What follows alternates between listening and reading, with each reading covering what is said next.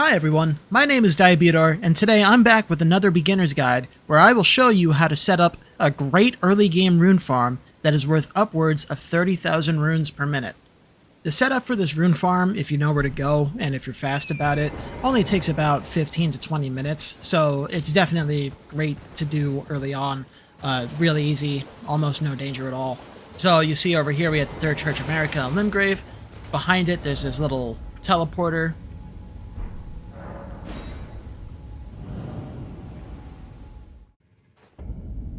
Once we take that teleporter, that brings us over here to the Bestial Sanctum and the Dragon Barrow. Excuse me, I had a minor incident there. So that takes us to the Dragon Barrow. Don't mess with this guy, he's gonna hurt you. This door will be closed when you get here, but you can just open it up and there's a grace inside. You should activate that grace, you're gonna want to come back here later. For now, we're gonna run this way. I like to go around the left here and steer clear of that Gargoyle because he will do bad things to you and it won't be nice. There's a golden seed here, so that's always good to grab. Make sure you take that. You're gonna run past those vulgar militia and grab this site of grace over here. I didn't, but you should, because you're gonna want to come back to it later. There's this dragon here. He's pretty tough, so you want to just run past him. He shouldn't be able to one-shot you, but if he does, there's a site of grace on the bridge anyway, so it doesn't really matter. So run past him, then you're going to come up on this minor Erd tree here, and there's a putrid avatar over there that's really tough. This one, if you can kill it, then it drops a couple pretty solid items, I think. I think it drops the Opaline here for your Flask of Wondrous Physic, which is really nice. But he's really tough, so for now we just go to that spirit stream that's behind it, and we come over here to Fort Faroth and grab this site of grace. You see there's the great dragon Greyoll, mother of all dragons. So she has a ton of health, and the way you're intended to kill her is with there's like 5 dragons around her that you need to kill, and then each dragon that you kill takes off a big chunk of her health, and killing all 5 dragons results in her death. But she's not immune to damage, and so we're going to use a bleed weapon. As you saw with that close-up I had, bleed weapons take off a big chunk of health. It's usually around 10% of an enemy's max health. So we're going to use a bleed weapon to wear down her health really fast. This takes about 3 minutes, and as you can see my math on screen here, killing her drops 50,000 runes, takes 3 minutes per kill. So from the start of the game, that takes you get about 17,000 runes per minute, which is pretty good. That'll get you up to like level 50, 60, 70 in, only like 5 or 6 minutes. So we attack her until she's really low on health, then we get on Torrent. It's really important that you're on Torrent. As soon as you see her move like that, turn around and immediately run back to the site of grace and sit down at it. If you're quick enough, don't mind this, if you're quick enough, she will die, give you the runes, and then respawn. And so you can just kill her again and again for 50,000 runes each time. So here it is again. Normally when you kill her, she doesn't respawn, so that's why it's important to do this glitch like this. Make sure when you're attacking her on Torrent, you let your stamina regenerate in between hits, otherwise you might not be able to sprint away and get back to the grace in time. So now I'm going to show you the setup that I have going on to kill her. So first you're going to want to come over here to the Weeping Peninsula at the south end of Limgrave. So you see here we've got the Bridge of Sacrifice, Akila Lake. This road comes from the Gatefront. It's the big road that goes through Limgrave. So just follow it south. When you get to the Bridge of Sacrifice, there's a big ballista on it, so you have to learn how to dodge that, but it's not hard to do. So we're going to come over here and you see that big carriage that's crashed there. The Morning Star that I'm carrying right now is inside this chest here. So you don't actually have to open this chest, unlike other carriages where you have to open the chest and then grab the item. This one, the item is just there, so you just run up to it and grab it. And then you can run away from the rules. So up next, from the Gatefront, we instead go west, and that takes us up to the Stormhill Shack, where you meet Roderica. So we're going to come up this road here. There's a patrol on the road, whatever, just run past him, no big deal. I've already killed this scarab, but there's an Ash of War scarab in this general vicinity here somewhere. So you'll see it, you'll hear it when you come up here. It makes that tinkling sound. So kill that, and it drops the Wild Strikes Ash of War, which we're going to want. Be careful, because when it spots you, it'll run away. Don't let it lead you over here, because then that'll happen. Then we're going back to the gate front. So in order to be able to put Wild Strikes on our Morningstar, we need to grab the Whetstone Knife. So that's here in the gate front ruins. Just from the Site of Grace, come over here to this little cellar. Go down into it, there's a door to open it, then there's a chest to open, and inside the chest is the Whetstone Knife, as seen here. Lets you add Ashes of War to your weapons. So now you go to a Site of Grace, select Ashes of War, select the Morningstar, put Wild Strikes on it. I'm going to go with Standard because I just get slightly better damage with it because I haven't upgraded my character at all, or the weapon.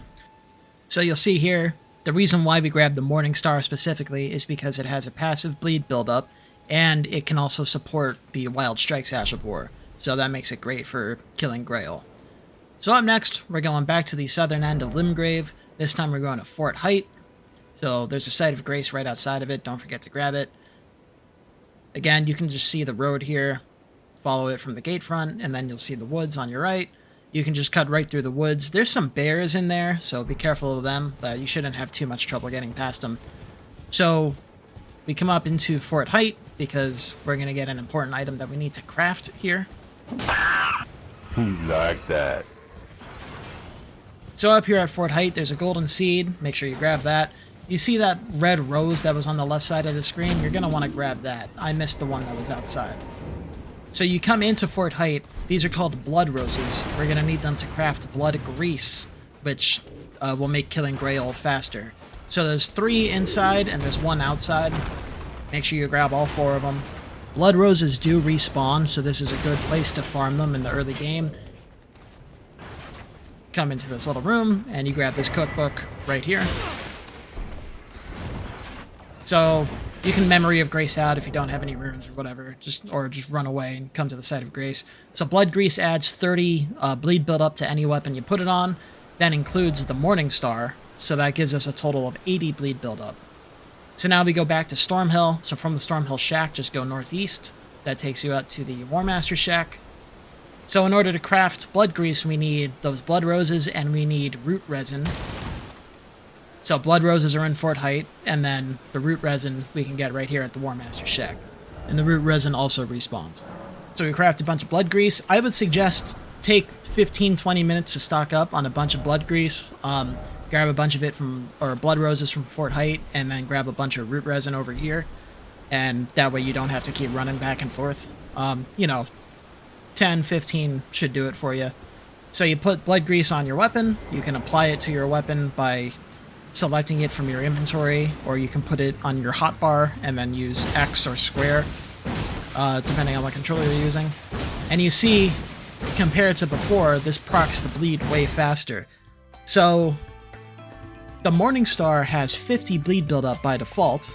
The blood grease adds another 30 to it, so that's a 60% increase. So theoretically, that decreases our time to kill by 60%.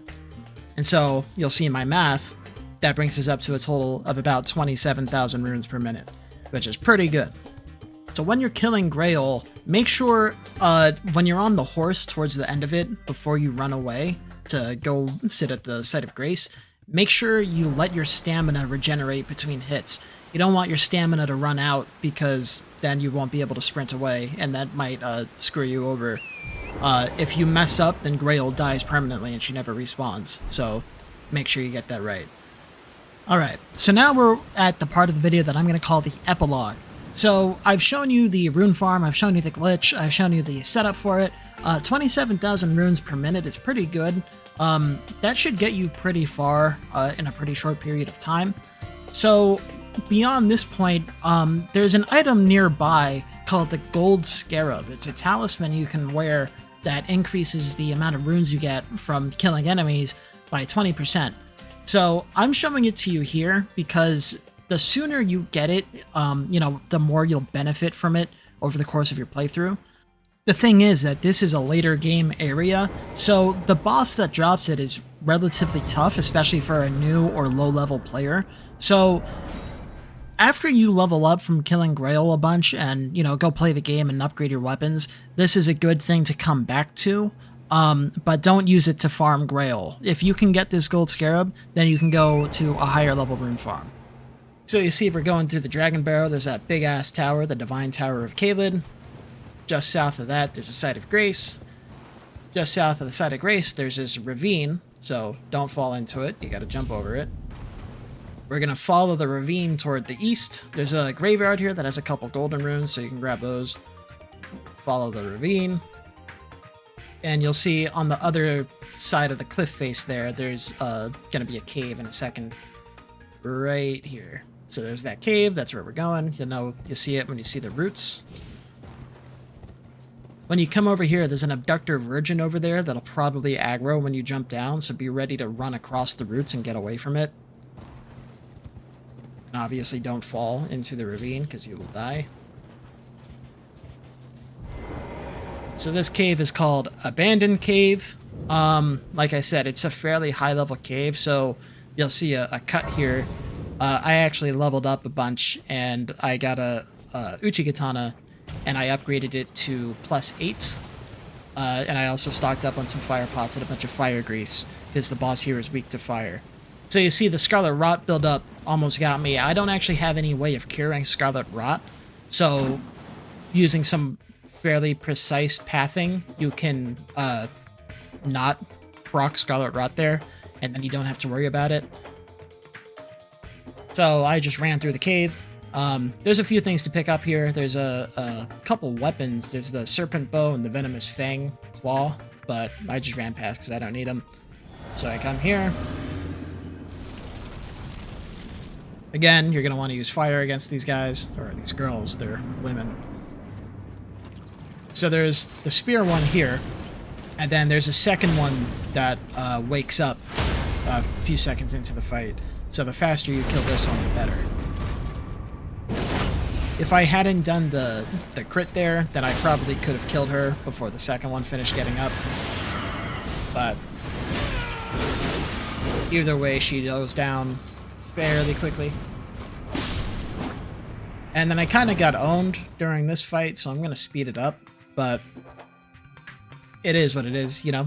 It's really not that difficult of a fight. They're just tough because they do a bunch of damage. They get a couple moves that have a bunch of hyper armor. And they just tank. You know, they're kind of tanky. Make sure you use fire. You'll see towards the end when I hit it with the fire pots after its buff wore off. She dies pretty quick.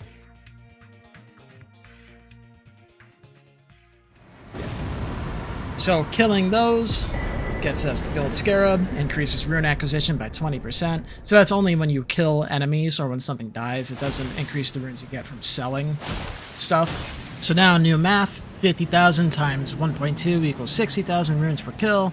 So that, with the blood grease, gives us a total of 32,000 runes per minute. So again, Gold Scarab is just good to have sooner, but if you can acquire the Gold Scarab, it's really not great for this rune farm. You're better off going to the Mogwin Palace rune farm. I'll probably make a video about that shortly, but in the meantime, if you enjoyed this video or found it helpful, consider liking, consider subscribing, and I'll catch you later.